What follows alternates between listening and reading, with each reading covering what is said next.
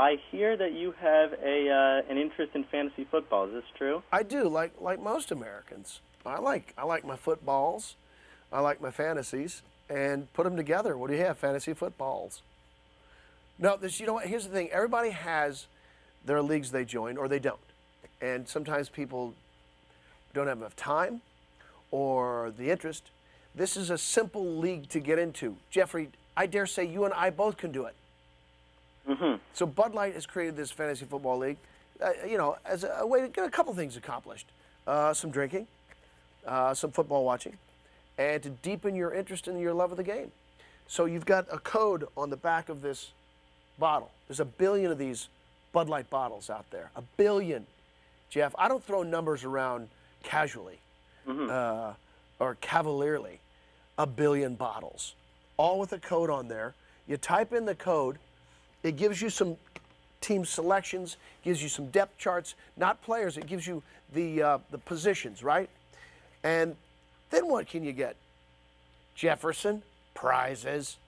Do you like prizes, Jeffrey? I do. I enjoy. They're good. Jeffrey Izzy. Does anyone call you Izzy? A couple of people do. Couple? Do you like those guys? They're all right. How about Jizzy? All right. Anyone call you Jizzy? Couple. No, they don't. What are some fantasy football tips you have for people that want to enter the Bud Light Fantasy Football League? Well, this one's simple. Honestly, you just type in this code, and it helps you create your team. So, you don't have to know all the players in the league. This is probably the simplest fantasy league to join. You just go to budlight.com/FFL, Jeff, and you're playing.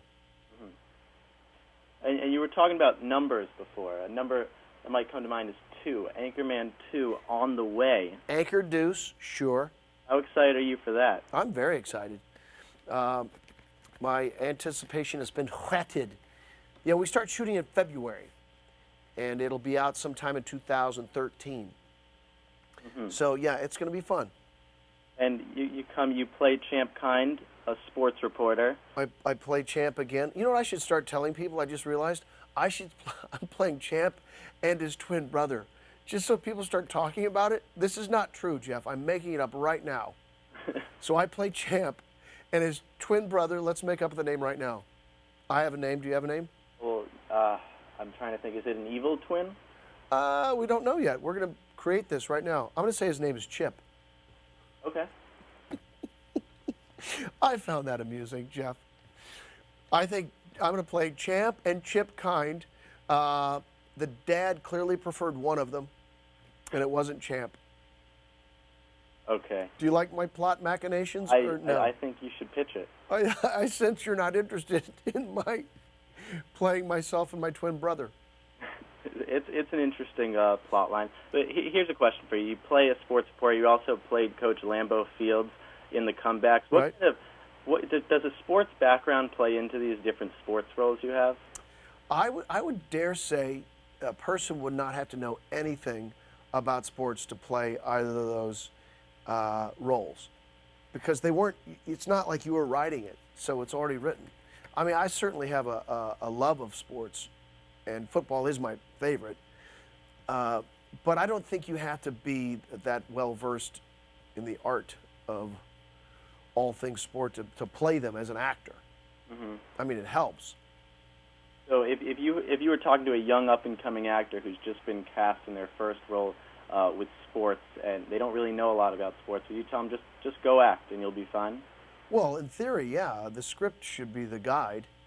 It's not like it depends, because as an actor, you have to create your own emotional life. Now, if you don't have a touchstone for it, how that fits with whatever this role you're playing, you should do some investigation. But normally, an actor, are you an actor, Jeff? I've tried. I've tried. Normally what you'll do for anything is you'll substitute something that's emotionally relevant and resonant to you in accordance with what the lines are. So I don't care if it's, hey, go to battle right now, whatever that means to you, because most people have not been in battle. So what does that mean to you as a person? Like, what's the hardest thing you've ever had to face? Does that make sense to you? Yes. All right. Yes, but now before Anchorman 1, before the first Anchorman, Did you study any sports reporters or anything before? You just went into it as an actor? I just went into it as an actor. Obviously, most Americans have a working knowledge of television and your local evening news.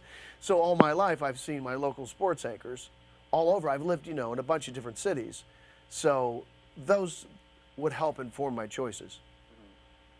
And now you worked with some great people on the Anchorman set: Steve Carell, Paul Rudd, Will Ferrell, Christina Applegate. Any one memory on that set jump out to you? Well, people ask, and it's not a group of pranksters. There wasn't a lot of hijinks. I would say the thing that I think about often is the first week. I think the first week was short. Like, we'd start on a Wednesday or something like that.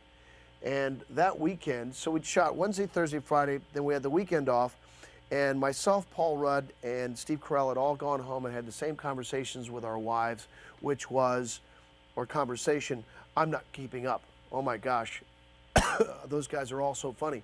So that was interesting, how we all felt like the other ones were terrific. And that never ended in terms of admiring each other. So has this group of kind of comedians just wanted this Anchorman 2 to develop over the last 9 years and wanted to get back to it? Oh, everybody wanted to get back to it immediately. I mean, not within the first year, you never know, but no one was opposed to it. It just took a long time for all of the elements to come together. It had nothing to do with the actors. All right, and before we let you go, the NFL season just about to start. Do you have a Super Bowl pick? The Kansas City Chiefs. Missouri boy. Yeah, how about you? All right, well, good luck in the Fantasy Football League, David. Thanks, brother. You too. Thanks for having us.